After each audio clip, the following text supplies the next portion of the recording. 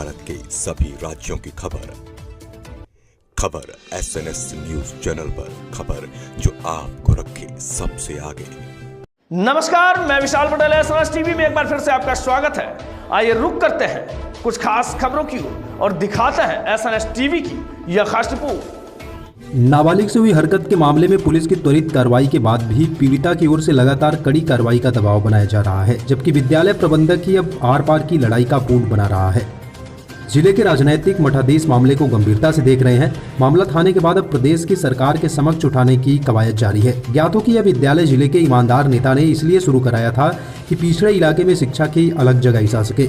पिछले एक सप्ताह से चल रहे दिलदार नगर के डालिम सनबीम स्कूल को लेकर उठापटक के बीच पीड़िता ने पहले प्रबंधक पर, फिर इलाकाई पुलिस पर, इसके बाद डीएम ऑफिस पहुंचकर धरना देने के बाद जिला प्रशासन पर भी आरोप लगा दिया। मुख्यमंत्री के साथ साथ विभाग के उच्च अधिकारियों व प्रशासन को भेजे गए पत्र में पीड़िता प्रबंधक को फांसी देने की बात कर रही है, जबकि घटना के तुरंत बाद आरोपी त्वरित कार्रवाई करते हुए आरोपी को जेल भेज दिया। मामले को लेकर जिले के राजनीति गर्म है। विद्यालय प्रबंधन मुश्किल से उबरने के बाद अब मोर्चा खोलने का मन बना रहा है। विद्यालय के डायरेक्टर औरंगजेब खान ने कहा है कि चाहे कितना भी दबाव बने या राजनीतिक साजिश हो, हम व हमारा विद्यालय परिवार शिक्षा की अलग जगाने का अभियान बंद नहीं करेगा। हमारे सामने विद्यालय में पढ़ने वाले 1200 से अधिक छात्र छात्राएं हैं, जिनके भविष्य के साथ खिलवाड़ करने की घिनौनी साजिश कभी सफल नहीं होगी। हम लोगों को जिला प्रशासन व कानून पर पूरा विश्वास है। राजनीतिक दबाव में आकर हम किसी तरह की गलती या गैर कानूनी कार्य नहीं होने देंगे, न ही विद्यालय परिवार अपराधियों की वसूली वाली साजिश सफल होने देगा। उन्होंने कहा कि इस विद्यालय में पढ़ने वाले छात्र अपने गांव व इलाकों में शिक्षा की नजीर प्रस्तुत करते हैं, जिसके चलते हर बेहतर परिवार अपने बच्चे को यहाँ शिक्षा दिलाना चाहता है। इस बात से नाराज शिक्षा माफियाओं और राजनीति में घटिया कार्यों को प्रश्रय देने वाले तमाम लोग विद्यालय पर दाग लगाने में लगे हैं। खान ने जिला प्रशासन को मामले की गंभीरता को समझने के लिए धन्यवाद दिया और आह्वान किया कि हमारे यहाँ पढ़ने वाले किसी भी छात्र छात्रा या परिजन को हतोत्साहित होने की जरूरत नहीं है। कानून व कोर्ट जो भी फैसला करेगा वह आरोप लगाने वाले पर खुद भारी पड़ेगा। मैं जिला उपाध्यक्ष विश्व महासंघ जयप्रकाश पांडे।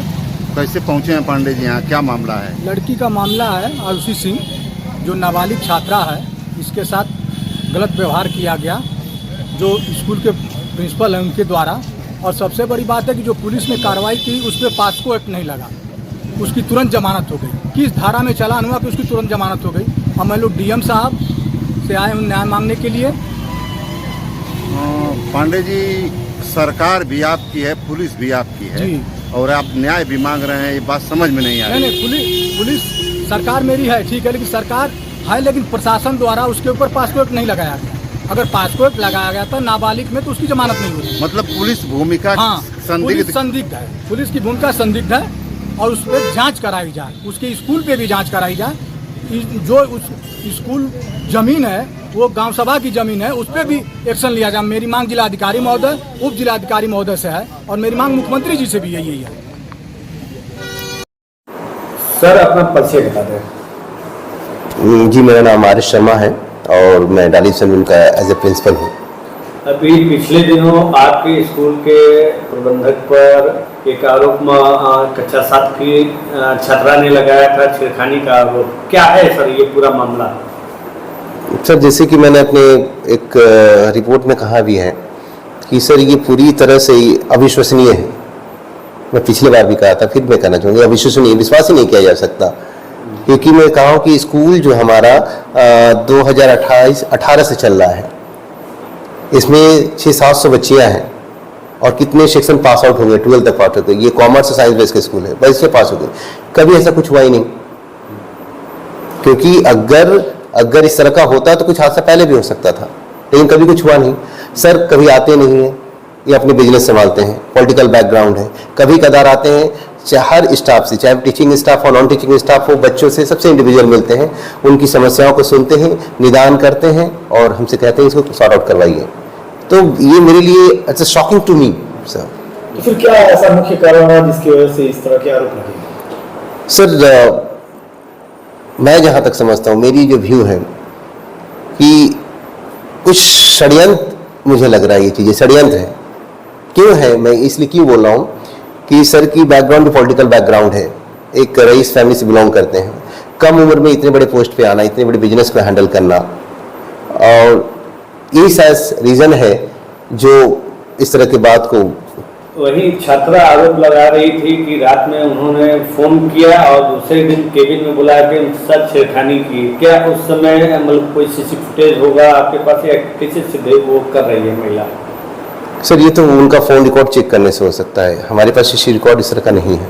आज जिला मुख्यालय पर डीएम कार्यालय के पास पीड़ित के परिवार ने धरना प्रदर्शन दिया और स्कूल बंद करने की मांग कर रहे हैं, क्या कहेंगे इस पर?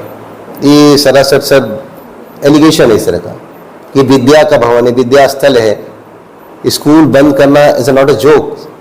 हमारे पास 1000-1200 बच्चों का स्ट्रेंथ है, उनकी भविष्य अंधकार में हो जाएगी। इस तरह कुछ बातें नहीं, ये गलत चीज़ें सब की जा रही है, तिल का ताल बना दिया जा रहा है। और जहाँ तक मुझे ये लगता है कि कुछ ऐसे लोग भी इसमें शामिल हैं जो चाहते हैं कि स्कूल को कोलैप्स कर दिया जाए। विद्यालय में बच्चियों की संख्या कितनी होगी करीब करीब? हमारे विद्यालय में तकरीबन 1100 से 1200 की बच्चों की संख्या है, बहुत। और जिसमें अधिकतर हमको लगता है कि 60+ जो हमारे बच्चे हैं वो स्वर्ण समुदाय से आते हैं, और माने अदर कास्ट और अदर जो हमारी कम्युनिटी है उससे अलग कास्ट के बच्चे हैं। इसमें गैर समुदाय आप कह लीजिए, इनडायरेक्टली आप समझिए इस चीज़ को।